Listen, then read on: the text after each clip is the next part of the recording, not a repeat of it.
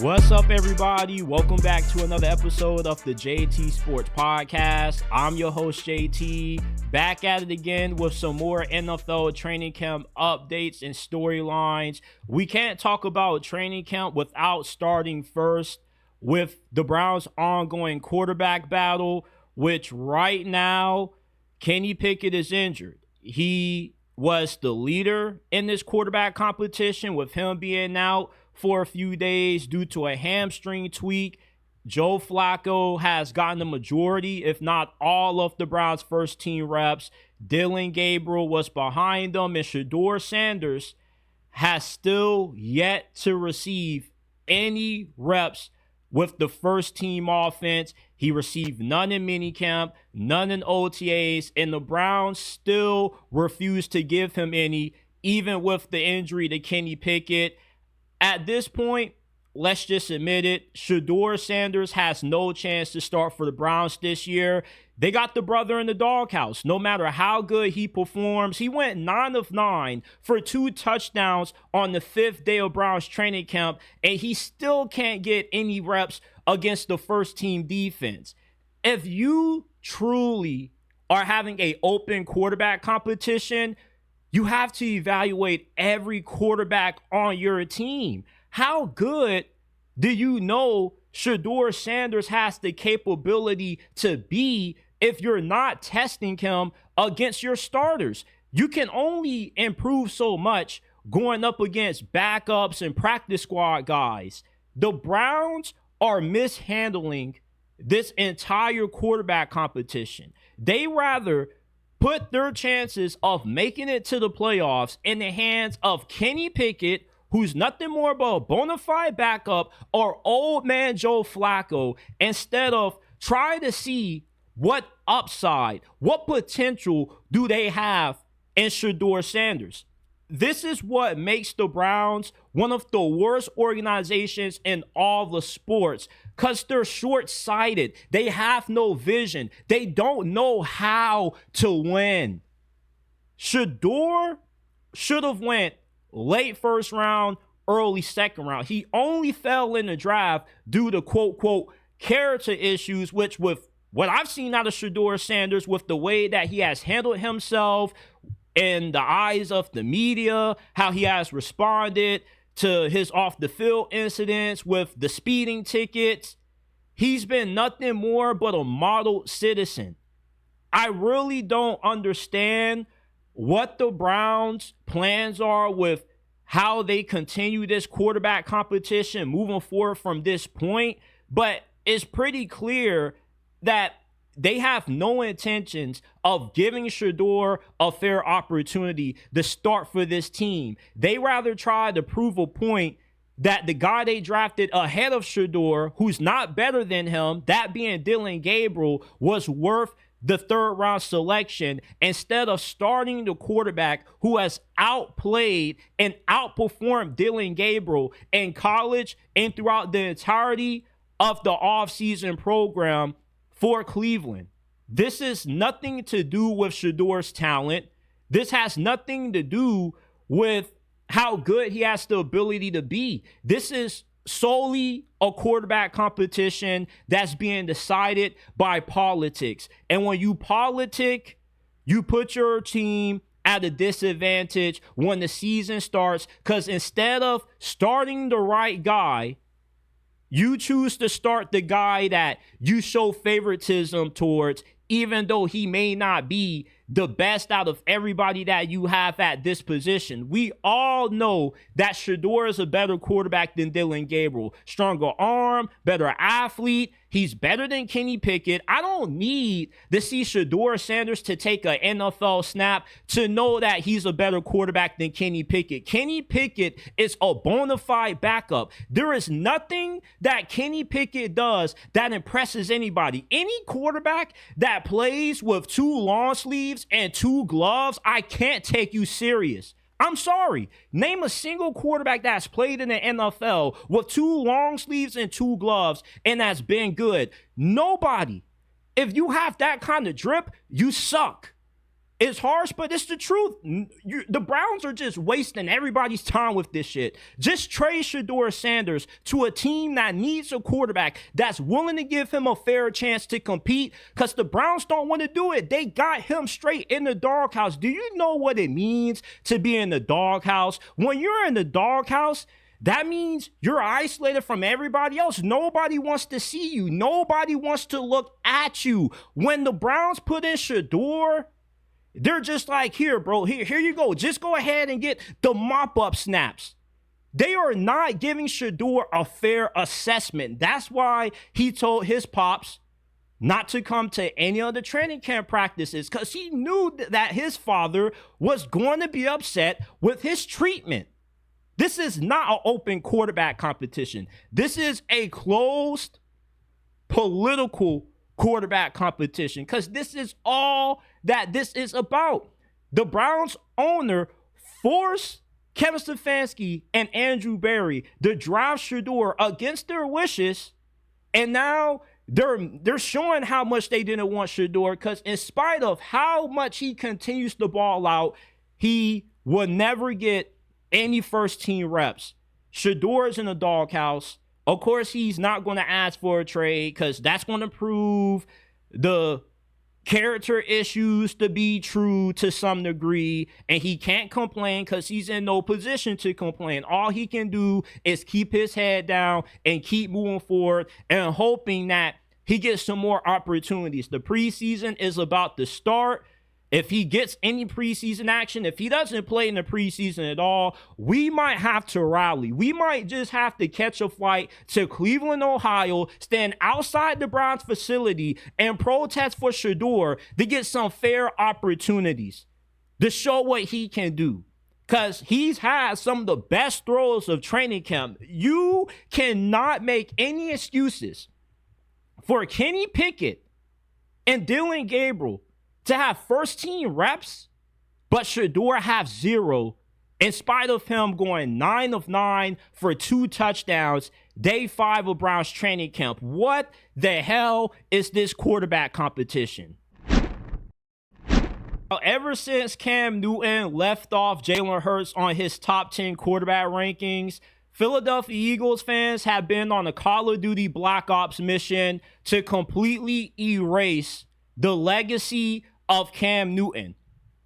I'm not trying to say that I agree with Cam Newton leaving off Jalen Hurts. Jalen Hurts to me is a top 10 quarterback. He is the 5th, 6th best quarterback in the league in my opinion.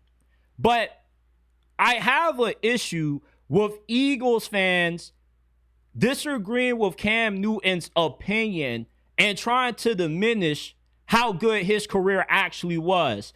Unlike Jalen Hurts with the Eagles, Cam Newton didn't go to an organization that made the best personnel decisions. The Panthers did an awful job of building a team that was equipped to compete for Super Bowls consistently throughout the prime of Cam Newton's career. Cam Newton carried a team to the Super Bowl where his best receiver was Ted Ginn. Let me repeat that again. Cam Newton went to the Super Bowl with his number 1 receiver being Ted Ginn. Let's not overlook that now. Then what did the Panthers do to give Cam Newton more weapons after? They gave him the fattest receiver in the history of the NFL and Kelvin Benjamin, and Cam Newton got a 1,000-yard season out of him. This brother was one Popeye's biscuit away from being an offensive tackle. Not only has Cam Newton had success at the highest level in the NFL on an organization that did a poor job of building around him, but look at how poverty the Panthers have been since Cam Newton last was in his prime. Cam Newton was the definition of what it meant to be a franchise quarterback. A franchise quarterback is the soul of your team. And when he leaves, you have a hard time finding a replacement for that, because Cam Newton was the gel that kept the Carolina Panthers together in spite of not always having the most successful seasons consistently. Win-loss record is not a quarterback stat. That is a team stat. And what Cam Newton did in Carolina during his prime was carry an organization that was all about defense and neglected to help him on offense. By the time Christian McCaffrey and DJ Moore got to Carolina, Cam was so beat up with having to carry the Panthers on his back to the point when he was already exiting his prime. But when Cam Newton was at his best, the dude was a tank at quarterback. Cam Newton has done everything there is to do in the game of football but win a Super Bowl. But not winning a Super Bowl does not define how good Cam Newton was. Dan Marino doesn't have a Super Bowl, and he's one of the greatest quarterbacks in NFL history. Quarterbacks like Brad Johnson, Joe Flacco, average quarterbacks have won Super Bowls. It's not about how good of a quarterback you are. It's about how good of a team that you have around you. You need talent to win. Cam Newton didn't have that, yet he dragged a Carolina Panthers team during his MVP season to a game that they never would have touched if you put Jalen Hurts on that 2015 Panthers squad. There's a reason why we nicknamed Cam Newton Superman, because he was that.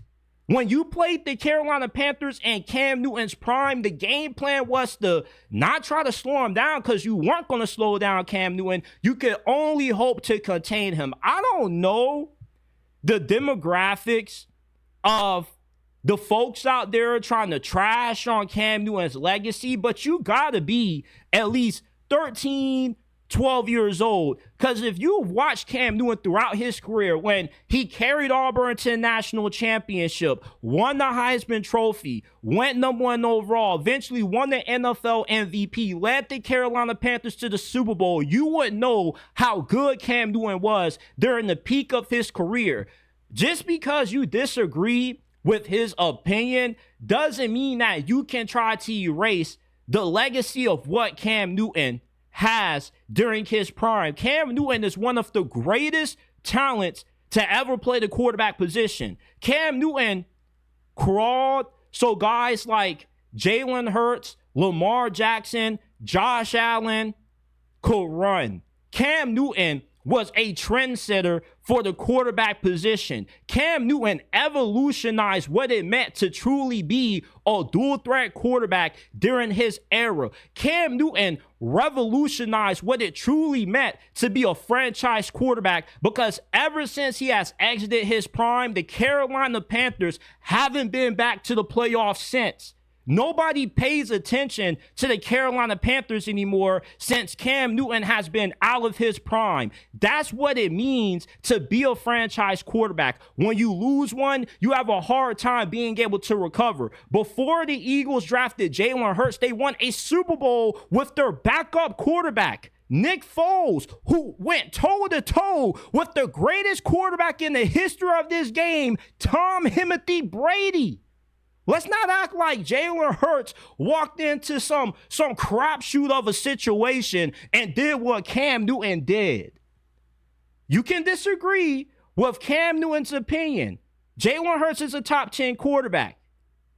But you can't try to erase the greatness of what Cam Newton was, because that's what he was when he was in his prime. Win-loss record has nothing to do with Cam Newton, because look how bad the Panthers have been since Cam Newton has been gone. When Cam Newton was at his best, that's when the Carolina Panthers were at their best. And even when he wasn't playing some of his best football, he wasn't the most accurate passer in the world. How much is that on him, and how much was that on the Carolina Panthers, giving him Kelvin Benjamin, Ted Ginn, and Devin Funchess to throw the football to at wide receiver? Oh, but Cam Newton played with 6 All-Pros. Cam Newton was one of the 6 All-Pros. You do know if you take Cam Newton off the 2015 Carolina Panthers, they are a 7-win, 8-win team. They would have not been in that Super Bowl if it wasn't for Cam Newton. Of course, we get on Cam Newton for not diving on the ball. That is the moment that changed the perception of Cam Newton's career. You know what they say, you either die a hero or you live long enough to see yourself become the villain. Cam Newton has lived long enough to become the villain, because ever since he didn't dive on that ball in the Super Bowl against the Denver Broncos, we have never looked at him the same. Cam Newton before that play was viewed as a superhero. And after that play occurred, he became a villain. We questioned his heart. We questioned his toughness. We questioned his leadership. But at the same time, this is a guy that got in a crazy car accident and a week later was still able to play. TJ Watt essentially ended the prime of Cam Newton's career because he wasn't the same after that Thursday night hit that TJ Watt laid on him when he destroyed and blew out his shoulder. Cam Newton was a freak of nature. You will never see a quarterback as freakishly gifted as what Cam Newton was ever again. 6'5", 245 pounds, running 4'6". Cam Newton was a Ford F-150 at quarterback. He was pretty much Derrick Henry playing QB. You didn't want to tackle Cam Newton in the open field. Who would you rather be scared of more? Jalen Hurts in his prime or Cam Newton in his prime? We all would fear Cam Newton. Because how the hell are you going to stop a 6'5", 245-pound locomotive running full speed at you in the open field? You have no way to stop that. The only thing you can do is pray that he stops himself. He pulls a Daniel Jones, trips over his feet, gets happy feet. Cam Newton was unreal during his prime. I can't believe that Eagles fans are this sensitive to a guy's opinion, that they're just on this Black Ops mission to try to erase and destroy his legacy. Cam Newton is one of the greatest football players ever. He may not be a Hall of Famer, but if they had a Hall of Fame similar to what the NBA does when they look at not just your professional career, but your college career as well, and they put those all together, Cam Newton will be a Hall of Fame football player. He carried Auburn to a national championship, won a Heisman, won an MVP in the NFL, went to a Pro Bowl, was a first-team All-Pro selection. Cam Newton damn near completed the trifecta of a football career outside of not winning a Super Bowl. But Super Bowls does not define the greatness of a player. There are some players that have a Super Bowl and some that don't, but that doesn't mean that you're going to take Brad Johnson over Dan Marino. You're not going to take Joe Flacco over a prime Phillip Rivers, are you? Oh boy, we got to touch on this Christian Wilkins situation. There's a lot of moving pieces in this story. Initially, a few days ago, when it was shockingly announced that the Raiders were releasing Christian Wilkins, it was reported that this move was motivated by the disagreement that the two parties had as far as how Christian Wilkins should proceed with his recovery from his Jones fracture injury, which held him to only playing in 5 games last year after the Raiders gave him a huge contract to sign him in free agency. And with them having a disagreement with him not wanting to get surgery because they felt he BS'd his rehab, and with him not taking his rehab from this injury serious, it has taken him longer to recover from this than what was initially expected.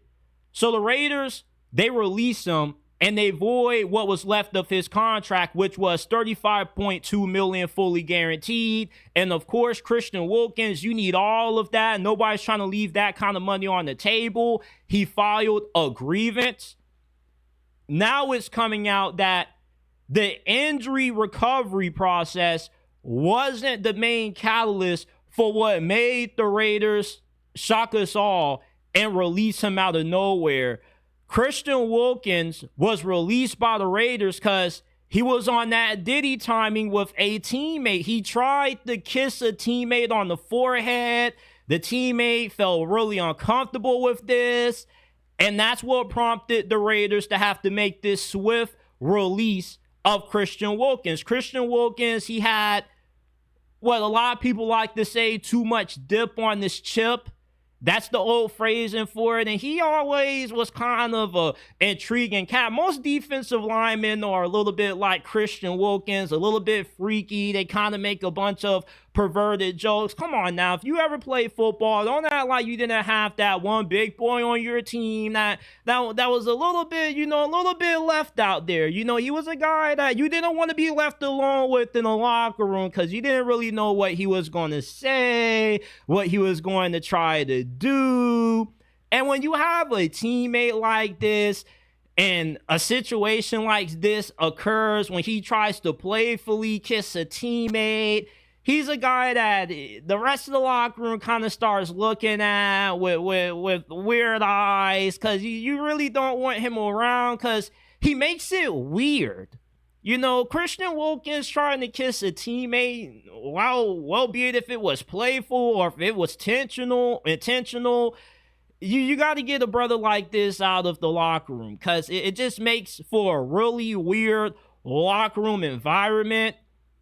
And nobody in the NFL really cares if you're gay or straight. What you do in the bedroom is your business. Nobody really cares. But when you start putting your sexual preferences on others, then that's when it starts to become an issue. And that's why the Raiders had to get rid of Christian Wilkins. They had to tell him, hey, this ain't no Diddy party over here. We ain't got no baby oil for you. We don't want this going on in our locker room. Christian Wilkins is still a very good player. How is he going to look once he recovers from this injury? I still believe he'll be a really good player because before he got injured, he had 2 sacks, 17 tackles. He was still as good as advertised. And he's I'm not going to say a generational kind of defensive tackle, but he's a really rare player for his position because normally you either get a defensive tackle that's a pass rush specialist. They are really good at getting after the quarterback, but they're not so good against the run. Or you get a bona fide run stuffer, but somebody that won't really give you anything when it comes to getting after the quarterback. Christian Wilkins gives you the best of both worlds. Elite against the run, above average against the pass. Somebody's going to end up signing him, probably not this season because nobody knows what is the timetable for his recovery from this injury. Because it's dragged on a lot longer than what it was expected. When you suffer a Jones fracture, they say it's around 3 to 5 months for recovery. We're in training camp and Christian Wilkins needs a second surgery on it, which he refuses to get. Maybe he didn't want to get surgery because he wanted to spend more time trying to sugar up his teammates. Maybe that was the case. We really won't know, but when you got a cat like Christian Wilkins on your squad, it kind of just makes it really awkward when he's around. If you go back to some of the clips he has when he was at Clemson, when they won the national championship, the dude at 300 plus pounds did a freaking split. I don't know what's more impressive. The fact that he could do that at his size, or the fact that he did this after winning the national championship and nobody really batted an eye with it. But when you're on that Diddy timing in the NFL, the brothers can't play around with that. Nobody's trying to be another Diddy playmate. You got to let some brothers know that, hey, this is too much. You got some guys that would joke around, have a few perverted jokes, and you laugh at it. Maybe you come back with your own perverted joke. But when you got a brother that's trying to give you a kiss on the forehead, that's taking it way too far, especially when you got a brother the size of Christian Wilkins. Last person I want trying to give me a kiss on top of my forehead is somebody that's 300 plus pounds. Yeah, this Christian Wilkins situation, one of the more weirdest situations that I've covered in the NFL in a while. You got a few former teammates of Christian Wilkins that also said, yeah, this is a guy that has a lot of sugar in the tank. The season hasn't even started yet, and the Kansas City Chiefs have already made me look like a huge idiot. Because here I was a few weeks ago saying how the Chiefs weren't going to win the AFC. They weren't going to make it back to the Super Bowl again. And all of a sudden, Josh Simmons has completely changed that. He's about to ruin the NFL for another decade because Josh Simmons is the missing piece to what Kansas City needed to make another run, to continue to dominate the AFC the way they have over the last 7-8 years since Mahomes has been the starter. Because the reason why the Chiefs got blown out by Philadelphia in the Super Bowl was due to their offensive line being unable to block a single soul on the Eagles' defensive front. Their left tackle situation was a complete disaster to the point they had to move their offensive guard, Joe Thuney, to fill in at that left tackle spot.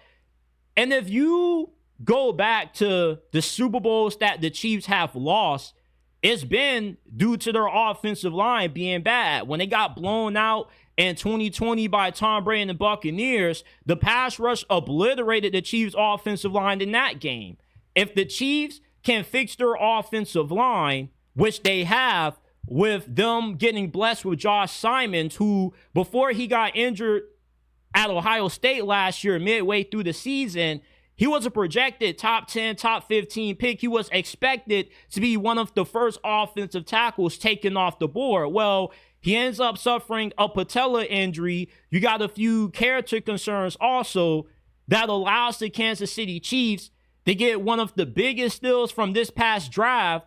He falls to the last pick of the first round, and now Kansas City all of a sudden has their franchise left tackle for the next 10, 15 years, and Josh Simmons, which has ruined the NFL for the next decade. The only thing that was holding back the Chiefs was them not having a true left tackle, and the NFL took it upon themselves to give them what they didn't need. They didn't need Josh Simmons. Now, with how he's been dominating in training camp, not only is he a lock to start at left tackle for the Chiefs, but I wouldn't be surprised if he ends up being a first-team All-Pro right out the gate as a rookie. That's how good Josh Simmons is. He's great, not just as a blindside protector for Patrick Mahomes. He's also an incredible run blocker. This is the closest thing that I've seen to Trent Williams. There's nobody else that has been as good as a offensive tackle prospect as what Josh Simmons has been, probably second to Joe Alt. Maybe it's Joe Alt and Josh Simmons, but does it really matter? Because now with Kansas City having Josh Simmons, nobody else is going to win this conference for another decade unless the worst happens and he ends up tearing an ACL or something like that, which I'm not going to take it that far. I'm not going to wish injuries on the guy, but it's already over for the AFC. It doesn't matter if you add a Jair Alexander, if the Bills add another superstar in their own right, it's over. The Chiefs have Josh Simmons now. Nobody is about to stop them for another 8 years. There's no way, because now you have fixed what has been your biggest issue the last 3 years. What has held back Kansas City from being the explosive offense that they were when they had Tyreek Hill is, for one, they haven't had the offensive line that has been good enough to give Patrick Mahomes enough time to attempt to take a lot of shots downfield. You also have more teams playing too high against Kansas City to limit the amount of big plays that they're able to generate. Now that's going to change. Now you can't rush Patrick Mahomes to have to dink and dump his way down the field. With a Josh Simmons now, you want to send extra pressure, he's going to be able to pick it up. Mahomes is going to see it, and he's going to pick you apart. I can't believe that I overlooked Kansas City drafting Josh Simmons. And I'm probably going to title this segment, Josh Simmons has ruined the NFL, because he has. This was the only thing that was slowing down Kansas City from continuing to dominate the AFC. In the AFC West, you're going up against a bunch of really good fronts. With a franchise left tackle in Josh Simmons, that was the only hope. That was the only thing that Kansas City did not need. And now they have that. And they move the offensive tackle that they drafted from BYU to left guard. He's expected to start next to Josh Simmons. the rest of your offensive line that's pretty much set in stone. You got two of the better offensive guards in the league. You have one of the best, if not the best center in the league, and Creed Humphrey. The run game's going to improve as well. Mahomes is going to have more time to throw the football downfield. With Josh Simmons, we might see Patrick Mahomes win another MVP. It's been a while since he's won the award, and now that he has a blind side that he can truly trust to protect him, he doesn't have to worry about rushing to get the ball out fast, because by the time he ends up finishing his three-step drop, you already have the guy off the left humming on the edge, trying to knock his head off. Josh Simmons, congratulations, brother. You have ruined the NFL for all of us. We might as well give the Chiefs the next 10 Super Bowls at this point with Josh Simmons. That's how good he's going to be. Let's not underestimate, because I know some of y'all are going to be like, oh, JT, you're dragging this. No, I'm not. Offensive tackles are one of the highest paid positions in the NFL for a reason. They always tell you that it's a passing league. And to be able to pass the football, you need to have an offensive line that can give your quarterback enough time to do so, which includes having an elite left tackle, which there's only about 3 or 4 elite left tackles, maybe less than that in the NFL. That's why Trent Williams, despite being up there in age, is still one of the highest paid players in the league. Because once you find a franchise left tackle, you hold on to them for dear life. They're incredibly hard to find. And when you get one, it completely changes the outcome of games. Because when you have an elite left tackle that can fend off a guy like a TJ Watt, a Max Crosby, a Myles Garrett, they essentially are winning you 3-4 extra games. Nobody talks about the importance of the offensive line, in particular, what it means and what kind of impact that it has on your team's success when you have a franchise left tackle, because they can keep those game records off the edge from taking over. Josh Simmons has completely ruined the NFL for us. If you were like me a few weeks ago, you thought that there was a possibility of somebody else making it to the Super Bowl up out of the AFC, just go ahead and throw those dreams in the trash. It's not going to happen. Josh Simmons has ruined that. The Titans have released A.J. Brown's replacement. They have officially given up on former first-round pick Treylon Burks. Treylon Burks has struggled to stay on the field. The 3 seasons that he's been in the league, he's had an injury every single year. Last year, he only played in 5 games before suffering an ACL injury. And then a few days ago, over the weekend, he suffered a collarbone injury. This has to be one of the biggest, if not the biggest, wide receiver bust in the history of the NFL. He has only caught 1 touchdown in the 3 seasons that he has been in the league. I don't know who's a bigger bust than Treylon Burks. Maybe Kevin White. Yeah, Kevin White probably was a bigger bust than Treylon Burks. I remember him coming out of West Virginia. He was supposed to be like a Julio Jones clone. And as many years as what he has played in the league, he only has 0 touchdowns to his name. Treylon Burks at least has 1. But with Treylon Burks, what the story is when the Titans got him 18th overall 3 years ago in the 2022 NFL draft, they acquired that pick that they used to draft Treylon Burks from them dealing A.J. Brown to the Philadelphia Eagles, because the GM at the time didn't believe that A.J. Brown was worth the $100 million asking price that he was demanding. So they felt that Treylon Burks, who essentially had a similar playing style and a similar build to A.J. Brown. A.J. Brown, 6'1", 225 pounds. Treylon Burks is an inch taller, 6'2", 225. The Titans thought that they were getting A.J. Brown for a way affordable price. So you get Treylon Burks, and let's just be honest. I know hindsight is 2020, but most of us felt that Treylon Burks was going to be a solid player. Maybe not as good as what A.J. Brown has been up to this point in Philadelphia, but at least he could have been a solid starter. he hasn't even been nothing better than a wide receiver 5, even when he has been on the field. And the red flags were always there with Treylon Burks, but we chose to ignore them because of what he did at Arkansas. But when he ran his 40 time at the combine, A.J. Brown was a lot faster than him. A.J. Brown ran 4.49 in his 40. Treylon Burks ran 4.55, which was the first red flag. Then when you watch the film at Arkansas, he wasn't really that great running routes. He struggled to separate, but you were thinking about how fluid and how fast he could move to be that size, that have that frame, to the point you were willing to roll the dice and take the gamble on him in the first round, because you can improve route running. You can become a better route runner in the league than what you were collegiately. He wasn't really asked to run that much of a diverse route tree when he was at Arkansas. So he gets to the NFL, and when he's on the field, he pretty much is non-existent. His best season was his rookie season, which he caught only a few passes. He failed to rack up 500 yards receiving. He had no touchdowns. Then at that point, he just has had unfortunate injury luck.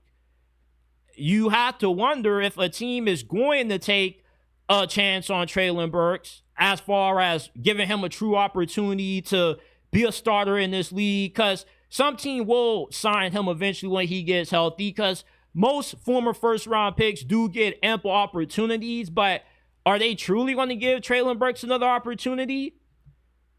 The Titans' decision to trade A.J. Brown for Treylon Burks is going to go down as one of the worst trades in the history of the NFL. You traded what has right now been a future first ballot Hall of Famer in A.J. Brown for one of the worst receivers in the history of this league that will never, ever be able to allow the Titans organization to sleep peacefully again.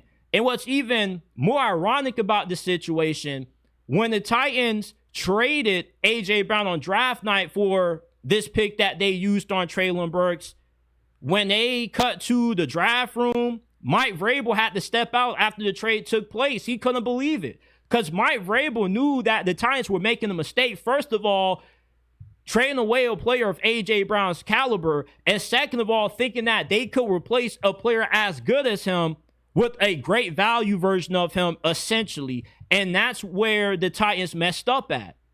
And it just goes to show you that sometimes it's worth paying receivers, because at that time in the league, it was this narrative that you didn't need elite receivers to win. You can draft and easily replace elite receivers with how loaded these receiver classes have been over the last couple of years.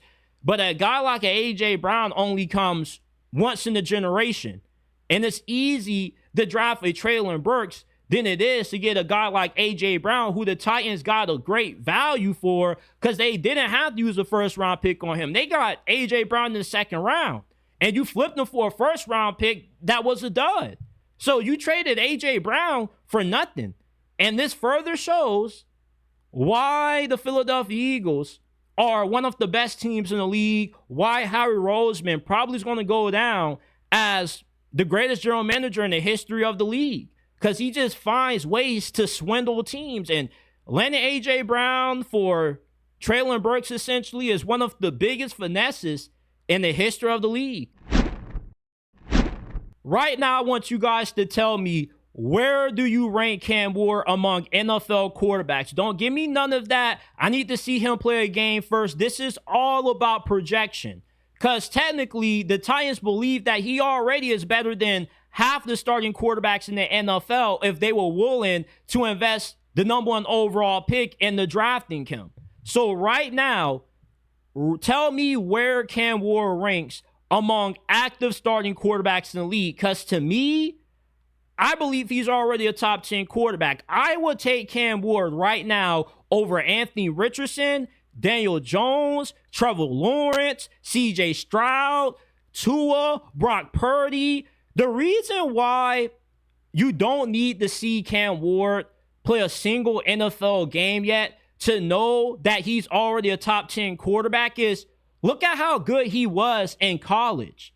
Normally, when you have rookie quarterbacks that burst onto the scene and they're good right out the gate, they've played 3, 4 or more years as a starter in college. Bo Nix played 4 or 5 seasons.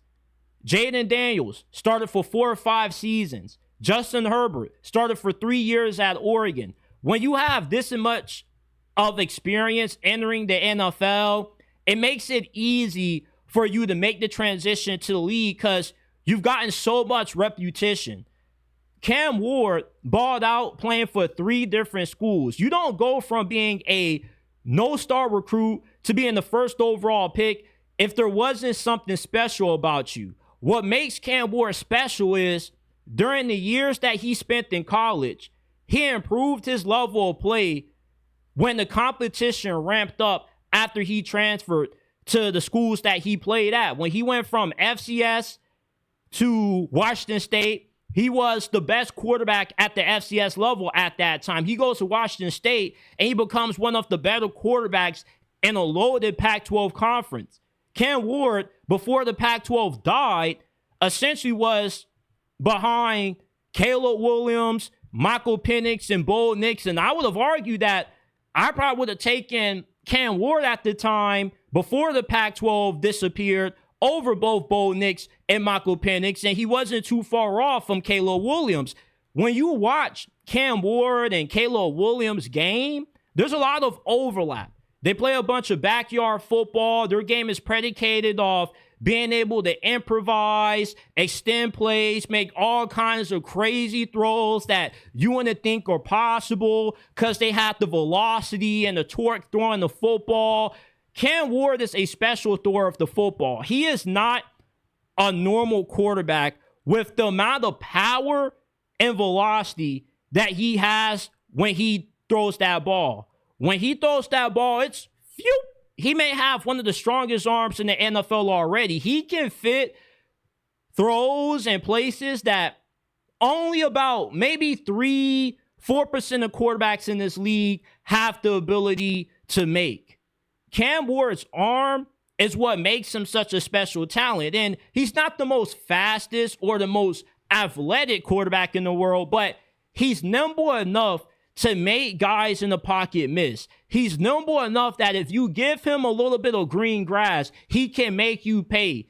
He's not really a dual threat quarterback, but he's a playmaking quarterback. He's, to me, a better version of Tony Romo. Tony Romo had this trait. He wasn't super athletic neither, but he had a cannon for an arm. He threw it for a lot of velocity, and he just found ways to make plays. He found ways to make defensive linemen and pass rushers miss.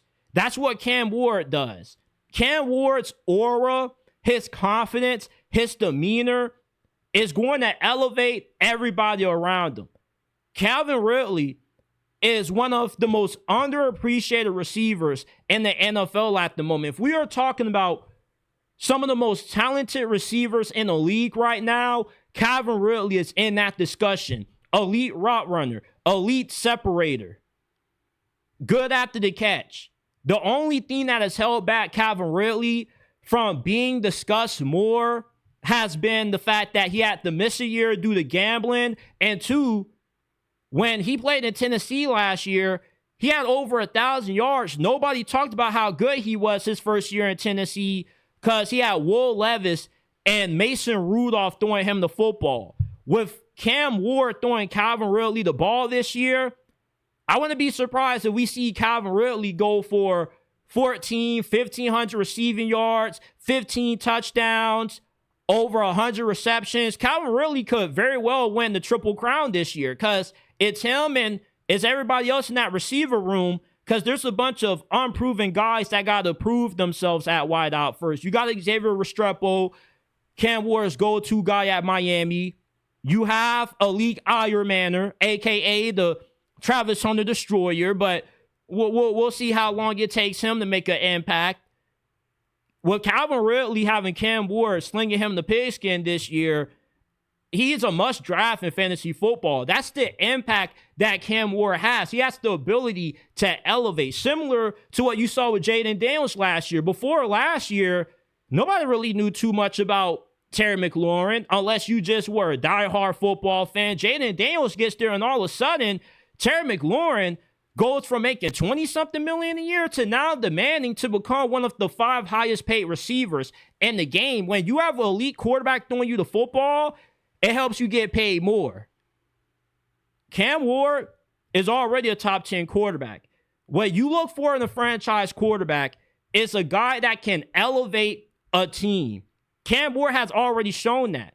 Cam Ward is going to make Calvin Ridley a household name again. He's going to make Calvin Ridley a top 5 receiver. He's going to make the Titans a sleeper team that makes it into the playoffs that nobody sees coming. Every year, there's always a squad that people expect to be absolute garbage, but they end up overachieving because they have a young rookie quarterback that comes in slinging. It doesn't matter if Cam Ward has to go up against the Denver Broncos and the Houston Texans, because the Houston Texans and the Denver Broncos to start their season, they got to go up against Cam Ward. You can word it as, oh, Cam Ward has to face the Broncos and the Texans in his first 2 games, but I probably would say the Texans and the Broncos have to face Cam Ward in their first 2 games of the season, because one thing about Cam Ward, he has that dog mentality. He's not caring about Patrick Surtain. Hell, he'll throw it at Patrick Surtain. He won't give no F's about it.